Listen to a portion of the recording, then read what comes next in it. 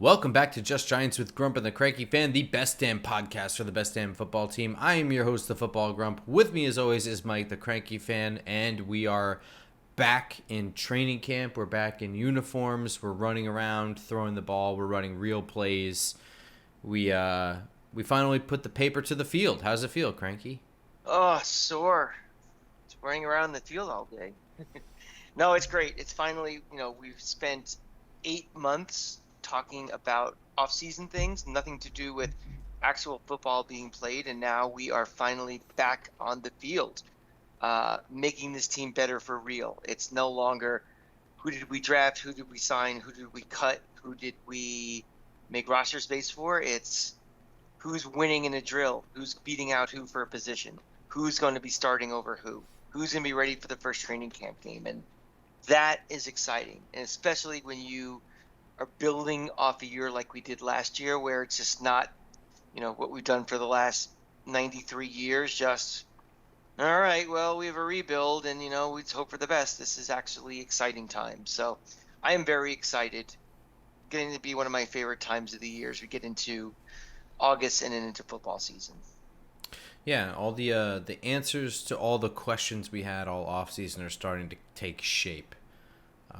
For sure. That's exciting. Like how good is X going to be? Who's going to start at this position? All those things we're starting to see the answers to, and it's exciting.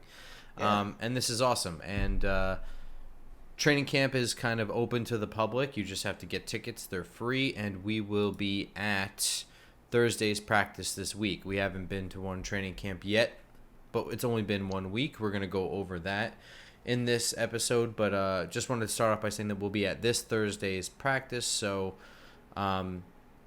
if you are there, come say hi, I guess. Yeah, we also should give props too for why we are going. Yeah. Giants Daily Trivia is a great Twitter account that you should follow for really difficult, I would say, generally speaking, difficult trivia. Yes.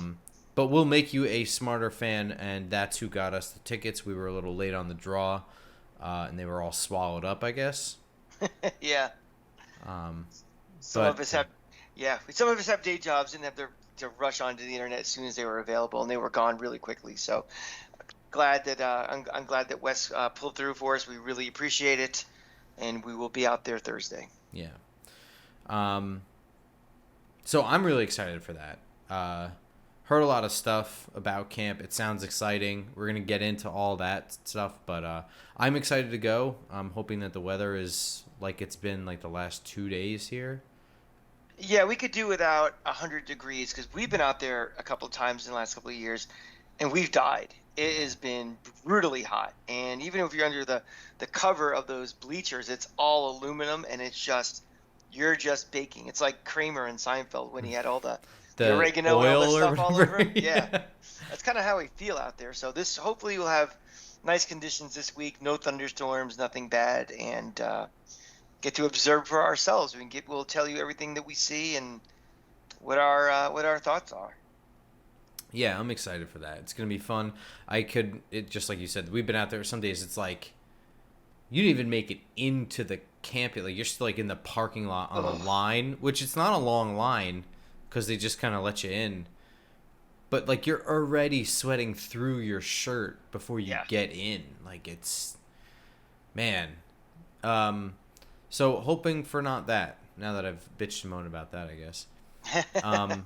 But the real news coming into camp, last time we did an episode was, right after we did an episode Monday night, then had to do one Tuesday, right, for Saquon Barkley signing his deal. And then, like, immediately after that, Andrew Thomas signs a 5-year extension worth $117.5 million. $15 million signing bonus. There's $67 million guaranteed throughout the life of this contract. He averages roughly around $23 million a year. He's signed through 2029. There's a possible, like, dead out in 2027. There's, like, only, like, a $3 million hit. 28 and 29, there's a $0 hit for him being cut. His cap hit for this year goes down to $9 million, only about $1 million difference there. every year this contract I think is pretty interesting, and Dan Duggan pointed this out too, but it jumps right out. These days when guys get the blockbuster deals or whatever, you see these monumental numbers and it's like artificially inflated in like the last 2 years. Like you can see right off the bat, it's like, well, he won't be on the team those 2 years. Or even if he is at that point, they're going to restructure those deals because he's either out playing that and they'll restructure his deal before that, or he's not playing that well and they're going to restructure his deal so they don't owe him that.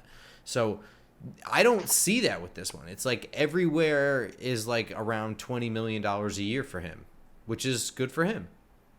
And you know something? In the end of that contract, that may be a bargain. You know, let's remember who we're talking about. I mean, we're talking someone that is a top 5 left tackle in this league right now. And they are extremely difficult to get. They're basically impossible on the open market. And you have to get pretty damn lucky to draft someone like that. And you get him, you lock him up. And, you know, the number looks high. I mean, we all are suffering sticker shock when we see these numbers, but you got to keep in the back of your mind that the cap is going to go up and going to go up again and going to go up again. So it may turn out to be a pretty good deal for the Giants at the end of this thing. My thing, Grump, is that, you know, when this went down, I just was thinking about my checklist of this offseason. And what were the major things that we had to accomplish? You know, things kind of trickle out during the off season. We talk about it. We move on to something else 3 weeks later. But think of all the things that we've accomplished in this off season. And think of how we're only really talking about 13, 14, 15 months of this administration with the team. We re-signed Daniel Jones. We re-signed Dexter Lawrence. We re-signed Andrew Thomas. We do not have Saquon Barkley on the tag. We did not have to restructure guys like Leonard Williams out to kick the can down the road even further with their money. We basically accomplished everything that we wanted to do with those big ticket items that, you know, could really alter the face of this franchise going forward. And then all the other moves that we have made, like, you know, kind of, you know, Isaiah Hodgins, you know, Bobby Okereke, the draft that we have, the fruitful potential we have for this draft. I mean, this really, you know, and as we really finally put a bow on the off season, and as we're talking about free agents or training camp, really has been fantastic from the standpoint of continuing to set this team up for long-term sustainable success, you know, 2023 and beyond. And I'm really happy what these guys have done. Yeah, I mean, there's a lot to unpack here. I'm going to ask you a couple questions about this because I think this is like Sure. a really interesting moment in Giants history. I really do think that. Like, this is a major turning point in the organization, potentially. We have one good year, so I don't want to overstate things. But it certainly feels like this is a big shift. And so I'm going to ask you a series of questions here, so hang with me for a minute here. Does this feel like a big shift from that, like, dull period in the 90s, like the Dan Reeves and prior to that, going into the Jim Fossil, Tom Coughlin era? Or is that that was too kind of like a steady of a climb? Or does it feel comparable? Well, in the 90s, the biggest thing for me was we never really, after Sims and before, I'll say Kerry Collins to be polite, but the question marks at quarterback made everything else just major question marks about the franchise. I mean, dealing with the Dave Browns and, you know, who was going to be and Jesse Palmer and all these things. When you don't have a quarterback, everything else really is kind of almost secondary to what you're doing.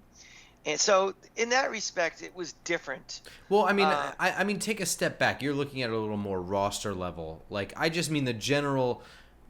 You know, I'm lumping Tom Coughlin in there, but the fact of the matter is that this franchise has been slipping out of the national spotlight slowly from 2012 on.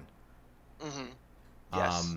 And it just sunk to a real low point in probably the last 5 to 6 years. Right? I mean, it was it was literally darkest before dawn. Before we completely cleaned house and started anew with everything. That might have been the lowest point in this franchise since the early mid '70s. Okay. All right. I mean, we never in that period in the '90s, we were never laughing stocks. We were never irrelevant. We were never, we There were was just a 3-win season in there too, for sure, though. There was the first year of Parcells was really bad, but it never got brutally bad. I think those Dan Reeves years might be a little bit worse than you remember. Going to the Dan Reeves football reference page to see, but keep going. Okay, so that's my number one thing. I was like, so you think this is even more monumental than in your lifetime, really? This is the biggest, I think we really got something here moment, I think, from when really the Bill Parcells era turned the corner after the first disastrous year. Okay. All right.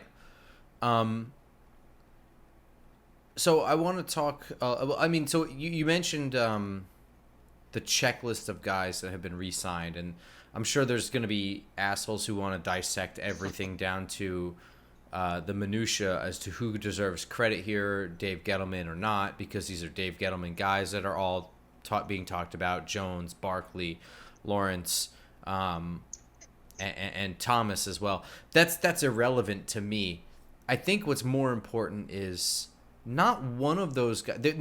None of these were really a struggle. I mean, the Barkley one gets the headline, but none of these. And Jones came down to the wire, I guess. But that was always going to be difficult when you had two guys with your choice as to who to put the tag on. Yeah. But other than that, none of these guys were a huge struggle because none of them were looking to reset the market, even though some of them deserve it. I would say Andrew Thomas, I would say Dexter Lawrence at least had enough ammunition to come to the negotiating table saying, I want to reset the market. That's my opinion. I don't know. But don't you think it's interesting that the real storyline in here is that for the better part of a decade, we were unable to re-sign our own draft picks? And, sure. And now all of a sudden, in one offseason, 5 draft picks, 6 if you want to count Shepard a second time, re-signed between Slayton, Thomas, Barkley, Lawrence, and Daniel Jones. How much of that is so?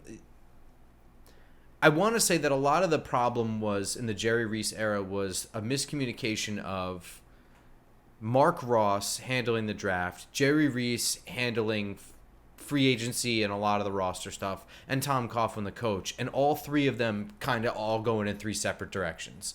Led to a lot of not re-signed draft picks, a lot of draft picks that didn't even earn playing time, and things like that. And Jerry Reese being a shrewd negotiator, which is not necessarily a bad thing, but, a lot of times guys didn't deserve to be re-signed. How much would you say is the winning culture and guys being okay playing for less? How much of it is just coaching comfort? How much of it is what do you think plays into that? I do think it's really interesting. There's got to be more than one reason, right? Well, winning culture. I'm gonna kind of take a little bit of a pause on that. I mean, we had a nice year last year. I don't know if we have a winning culture just yet. We haven't. With the not their career here, but their relationship with the coach and front office as it stands.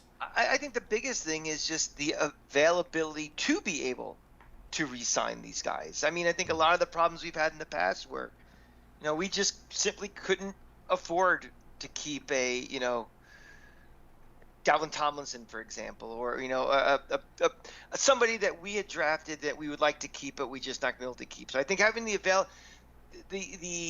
thinking 3 steps ahead as they were negotiating and working out this salary cap situation that we had is a big factor. That we had the availability to, bring back multiple guys that are getting into their 4th, 5th year and all that.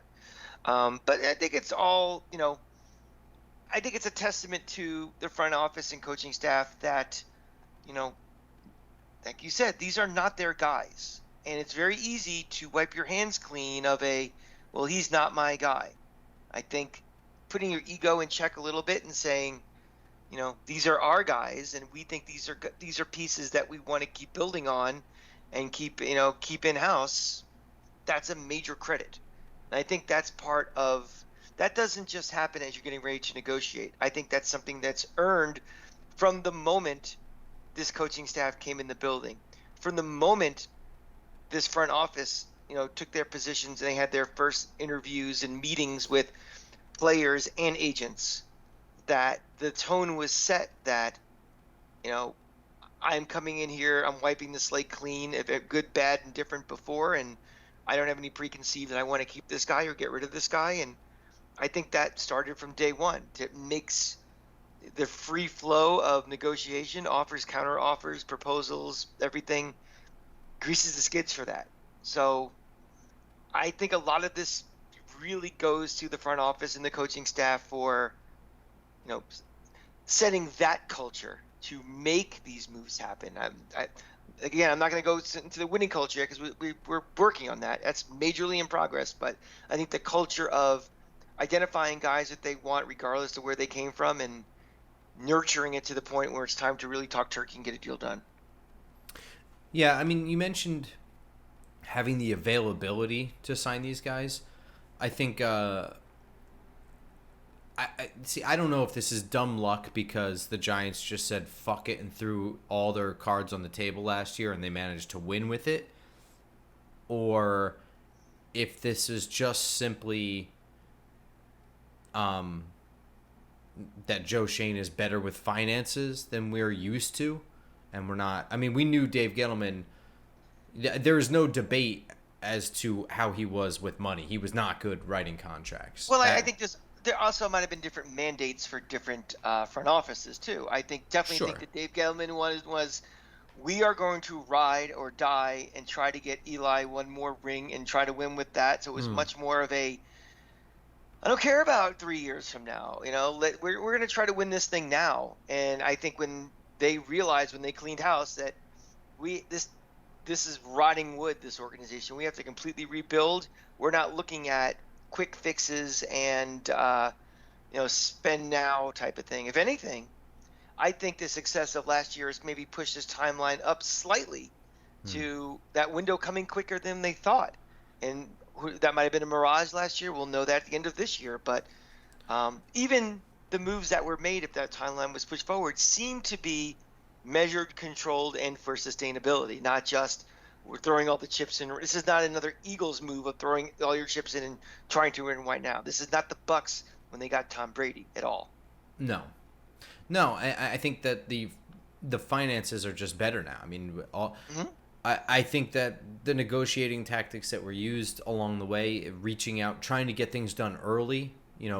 We can say whatever we want about the franchise tag and its use on Barkley. It's a tool to be used, and it was used. But before that, Joe Schoen reached out to Saquon Barkley early for a possible extension. There was work being done behind the scenes very early on to get this stuff in motion. And now, even after we've gone through this checklist of these are 4 guys that were brought back, that they're the 4 big ticket guys, we still have $50 million in cap space to play with next year. And that could be work on Xavier McKinney's contract, maybe, if he earns it through this year. The thought of Adoree Jackson being retained seemed like a pipe dream at one point, where I was kind of like, I feel like if I don't pound the table for this, no one's going to think of it because of the price tag kind of thing. Now I think it's a real thing. Like, if he's still playing at the top of his game, keep him around. Why let him walk? Leonard Williams. You just took it. I was just going to say, what about Leonard Williams? I mean, everybody thinks it's a foregone conclusion that he was going to get, cut either this year or next year. If he's still playing well and we have money to work, they may just, extend or whatever and find a way to keep him around. Yeah. Sure. And the other thing is they can still pull in a big name wide receiver because, we may not still have a number 1 on this team. I don't think we do. It doesn't seem like it. May not need one, but I mean, that's one thing that could happen. They could pull in a different cornerback that's got the big name. They could pull in a big name edge guy to It rotate gives you in. it gives you flexibility, maneuverability, because there may be a glaring need on this team next year that we have no idea right now that we have. Somebody can blow out a knee, or who knows? We're talking, July 31st, 2024, and it's like, okay, we had to address this major thing. So we don't know, but you want to have that flexibility that you can pounce if you have to. One last thing on the whole finances stuff. You said earlier on, we were talking specifically about Andrew Thomas, and you said that he is a top 5 left tackle in this league. I think so. I think that he proved that last year. What do you, and I thought it for a long time. I also think that tackles, it takes a long time to learn the adjustment from the college game to the NFL game. He had a shaky half of a year, and every snap, just about since the second half of his rookie year on, has been improvement, improvement, improvement, always every week, looking more and more legit. And we've never really looked back with him. There was never a year or like a couple of games. There's never been sustained time where like, man, he's really taken a step back. And I know it's still early and whatever. My point is that the national view of Andrew Thomas was that first half rookie year label that he had up until I think last year. I don't know. You talk to more people around the league with more diverse NFL opinions. Do you think that's still the viewpoint on Andrew Thomas? Is he being viewed as a top 5 guy? I think he's finally starting to get the credit or just the recognition he deserves. I think it was a long time coming. I think part of the problem with him is he was lumped in with a lot of other giant cliches. Daniel Jones is a fumble machine.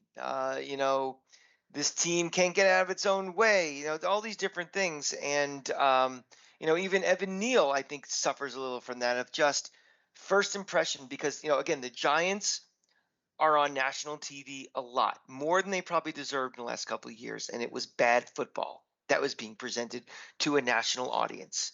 And when you go out there and you see, a Daniel Jones lay an egg early in his career when probably shouldn't be exposed to the world, you see Andrew Thomas struggling.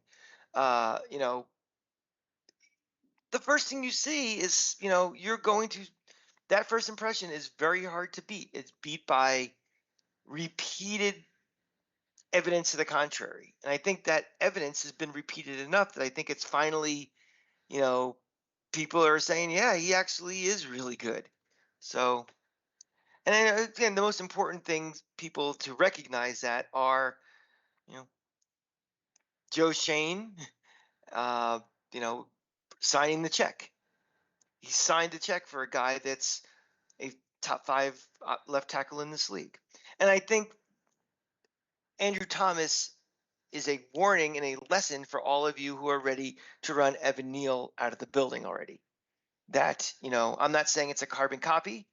It makes me sound old saying that, but, his career trajectory will be exactly the same. But if you are so quick to say, he was a bust, we all know rookie tackles, rookie offensive linemen struggle in this league.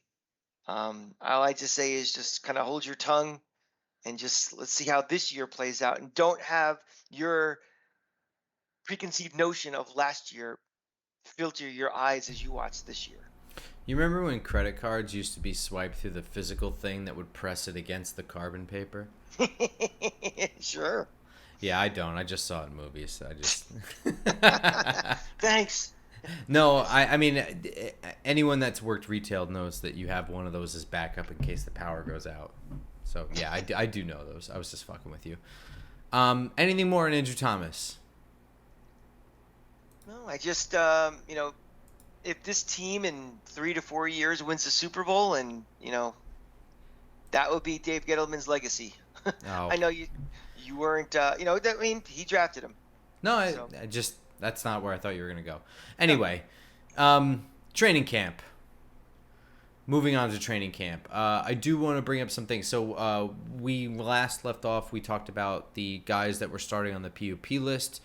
One of them already came off, Sterling Shepard, and we also said Jamison Crowder is pretty much off the roster because he was on the non-football injury list. He is also practicing, so we got that one completely wrong. We know. At this time, Wan'Dale Robinson, Marcus McKeithen, A'Shawn Robinson, DJ Davidson, and Aaron Robinson are still not practicing. And per Dan Duggan, A'Shawn Robinson is the only one that appears to be close at this time. That's okay. It is still early. It's July 31st. That's correct. Big guys with ACLs, that is Marcus and DJ. Do not expect fast turnarounds from them. Wan'Dale Robinson, shifty guy, also rookie. They brought in plenty of insurance to bring him along slowly. The second round pick is a huge investment. They're not going to toy around with that and force him back. Aaron Robinson is more of a mystery. He had the gauntlet of injuries. That kind of sucks for him because this is sort of a shit or get off the pot year for him. Kind of, yeah. So that's kind of all I've got on that stuff. But it's cool. Sterling Shepard is moving around. I kind of expected that. They said he was moving around well in spring, so. I don't want to say he's the kind of the forgotten man, but with all of the, the draft picks and the free agent moves and moving guys around, who's going to be where in the slot or whatever, you kind of forgot about him. And well, let me ask you this. Seriously thinking about the wide receiver group, who's a better wide receiver than him? In this group? Yeah. Right now? Over their careers, nobody. I don't think. Yeah. I mean, but even Hoskins like was this, great. He was great last year. But do you really expect that production based on what he did previously in his career to just continue where he did last year? I mean, that's not even my point. I think Hodgins. I think even if he does, Hodgins has showed himself to be a good route runner who can make tough catches. He can take the hits in those tough situations. He has good body work good footwork, good body control along the sideline. But Sterling Shepard still gets separation the best on this team, and he can do a lot of things behind the line of scrimmage. Really in the short and intermediate area, in short spaces, he can get separation and get open, and he can stretch the field.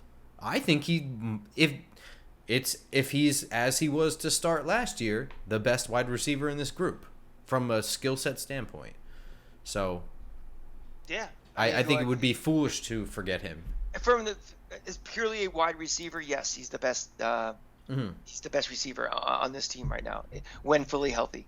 Right, and I'm not talking upside. You know what I mean? Like we can say whatever we want about Jalen Hyatt in the next couple of years, or guys who might excel in one specific position, like Paris Campbell or something like that.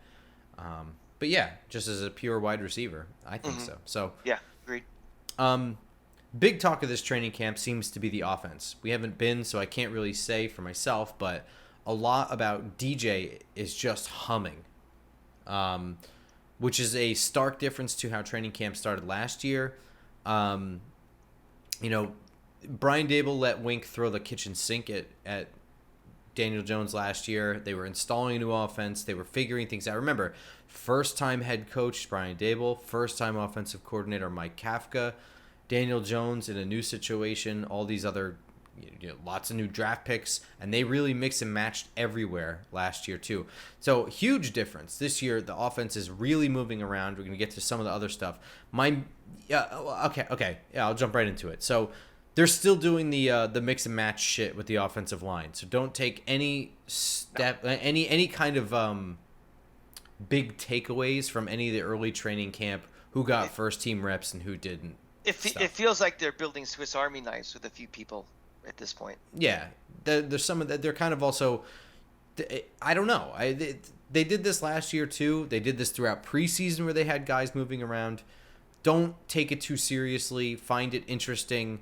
I think it seems to be Brian Dable testing the waters for backup plans, extreme backup plans, what their options are, and other ideas they might have. Could this guy be this for us? Let's find out. This is the time to screw around. So they're screwing around. So don't take it too seriously. That being said, Darren Waller being completely uncoverable I think is more of a promising thing for this offense that you can get excited about than anything else. He was going to be the most dynamic piece that was added this offseason, and it really seems like Jones and him already have that connection. It really seems that Brian Daboll and Mike Kafka had a vision for how they wanted to use him very specifically, and they were able to plug him right in. That's all interesting and good, and it's going to come down to his health, right? And that's an easy thing that we could talk about for like 20 minutes. I don't want to waste time with that because it's all very obvious. I have this theory. So the talk is how much more comfortable Daniel Jones looks right now versus last year. And I think you could probably argue versus any other time in his career, right? I, I think we talked about this about a month ago, maybe, where everything, there's a lot off his mind for the first time in his career. There's no lingering questions about, is this his team? Is this really his offense? Is he going to be here? The criticism that he was getting, that's all kind of gone right now. I mean, yeah, it's a lot easier to take it one play at a time, which is what I'm sure he would say, in a contract year, in a year with a new offensive coordinator, a year where he's making tons of mistakes. I'm sure he would say that, but it's a lot easier to do that when you know that you're here for 4 years, and you know what I mean? Let's think about it last year. I mean, forget the 4-year contract now, but this time last year, he was auditioning after basically getting a de facto vote of no confidence. They True. did not pick up his 5th-year contract. And that kind of, you can definitely interpret that, and you may not necessarily be wrong, as being dead man walking. So, he's thinking about not only trying to play for his next contract with this team, he's probably thinking about, he's auditioning for other teams in this league, about his place in this league. You have that factor. You're learning a new offense. You're dealing with, again, we didn't have the deepest wide receiver room. The offensive line, it's still, had a rookie in Evan Neal. You know what you're going to get from him. Andrew Thomas, still some questions about him, maybe. Tight ends, completely up in the air. Everything is different now. Everything is different. And I think you can relax and just, you prepare with confidence. You study with confidence. You watch film with confidence. You're not worried about making one mistake and being, maybe shit-canned or something. I was also thinking, of all the offenses that Daniel's run, do you think that he's the most comfortable with this because it was truly built around him? I mean, I think that in the Pat Shurmur offense, he was kind of able to let it fly. He was able to throw downfield, but the team around him was kind of garbage. He didn't get a lot of protection. Then you fast forward to Jason Garrett, who almost certainly came in there with the book and the plays and the system. And none of it really felt like it fit Daniel Jones at all. And then you get first-time head coach Brian Daboll. You bring in Mike Kafka, first-time offensive coordinator. And one of the early stories that broke was that, Brian Daboll just flat asked him, what plays did you like to run in your life, in college? What did you like? What was comfortable? And then at one point, somebody asked Mike Kafka, how much of this is Chiefs playbook or the Bills playbook.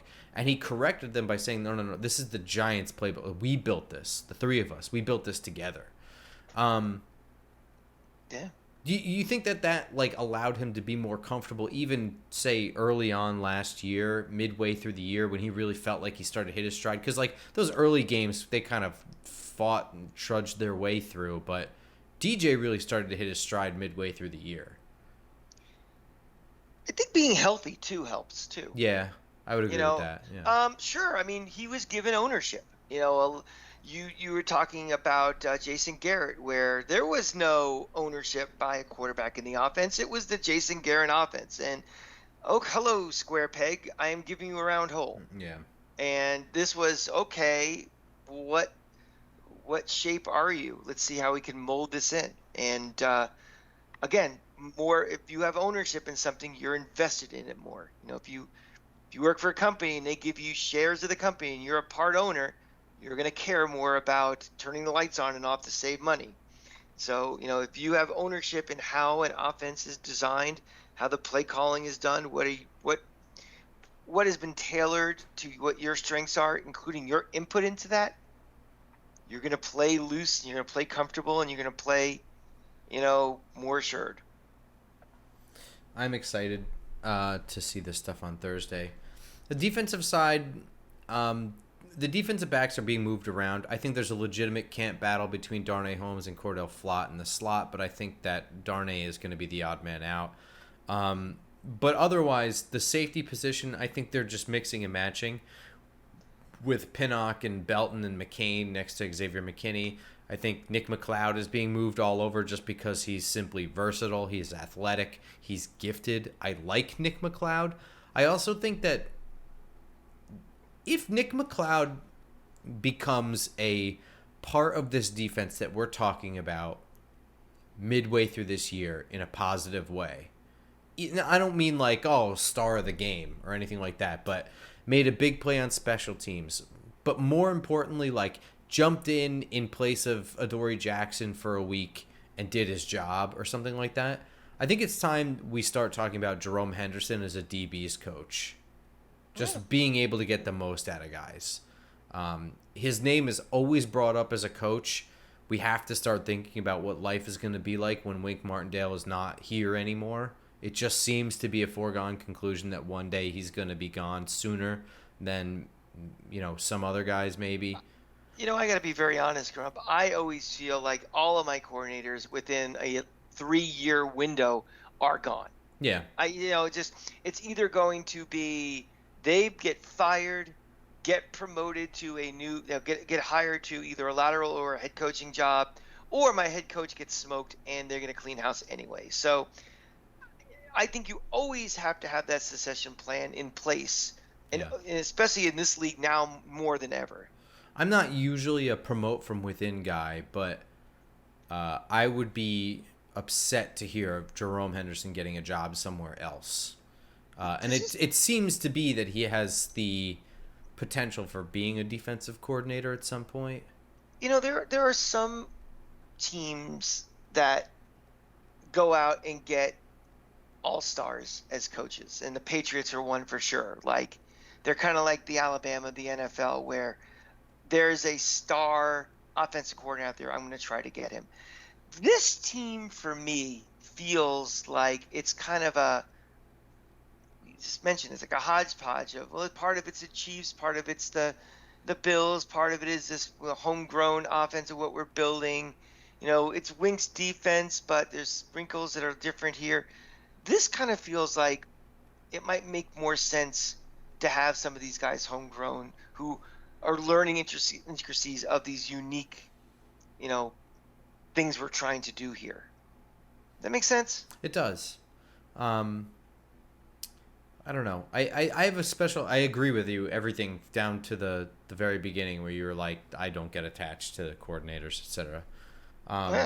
Wink is going to be a tough one for me because it just doesn't seem like there's defenses like this very much anymore, and it's a defense that I personally very much like, especially in today's NFL where the ball is just in the offense's court all the time.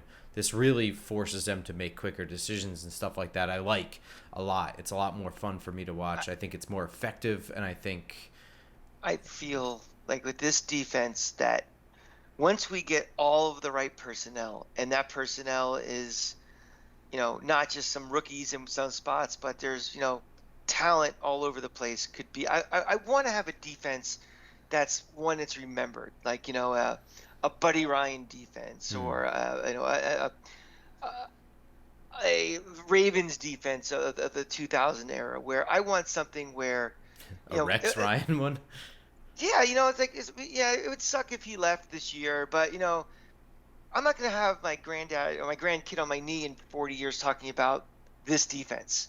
It's gonna be like exciting, like it has potential to be really good. Exactly. Yeah. So I want to really have this defense be something before he leaves, where he becomes one of those guys where in 35 years they're retiring some schmuck's number and they bring out the old giant coach and he comes out and he gets a standing ovation type of guy. Yeah. He's not there yet. No, We no, like the no, thought. We all the things are in place for that to happen. It just hasn't happened yet, and I would like that to happen here with him. no. Giants rookie watch, really quick. I'm going to fire through them. Deontay Banks is coming along slowly. Don't freak out. John Michael Schmitz is being worked in and around center. They can't really hit yet, but starting tonight from the moment you're listening, they are putting pads on, so you're going to start to see more. Jalen Hyatt got a slow start, but he's picking up the pace. Eric Gray has been quiet, but it's really hard for running backs to make any sort of noise in training camp practices. Trey Hawkins is slowly earning more and more meaningful snaps through his play. Jordan Riley, quiet. Javarius Owens, I think, is hurt. Sounds like normal progress to me on almost all those accounts. Yep, just about. I mean, they're rookies. And let me restate that. They're rookies. These are guys making the biggest jump in their athletic life, going from college to the NFL. This is not going from high school to college. This is going from college to the best football players in the world by a mile. There is an acclimation period. The speed is so much faster. What is expected of them is so much more. They're getting, playbooks thrown at them. They're like this fucking thick. It's going to take some time, and that's perfectly fine. Don't use bust. Don't use concern. Don't worry about that stuff. Let them do their reps. I try not to overreact to training camp, but I am excited to see everybody Thursday. So if you're going this Thursday, come say hi. But even more than that, training camp is interesting and it's fun and whatever. But the preseason games are really the time to see stuff start to come together. I think those are the highlights that you can start to get excited over, rather than highlights from practice from the team facility and stuff. And we are going to the Talking Giants watch party next Friday. Hell yeah. In Manhattan, I think. It's in Manhattan West. It's right across the street from the new Penn Station, the Moynihan Station. Oh, nice and easy. Yeah, that's fantastic. Yeah, we will be out there for sure with Bobby and Justin and all the cast of characters. So we're looking forward to, we've all been kind of, you do your own thing when football season's over. After the playoffs, you go off and you get reacquainted with the wife and the kids, but now it's time to get reacquainted with our football families again. So this will be a great opportunity. Camp and the watch party, the best things about it, doesn't matter if they lose, who cares? And you just, hope's eternal. You're looking forward, and that's the best thing you can be as a fan, is starting over and hope. And remember, before we end this is still no news is good news season. Just one final reminder. That includes me and you too, Grump. Yeah. All right, everyone. We will see you this Thursday, or for our next episode next Tuesday. Until then, go Giants. Go Giants.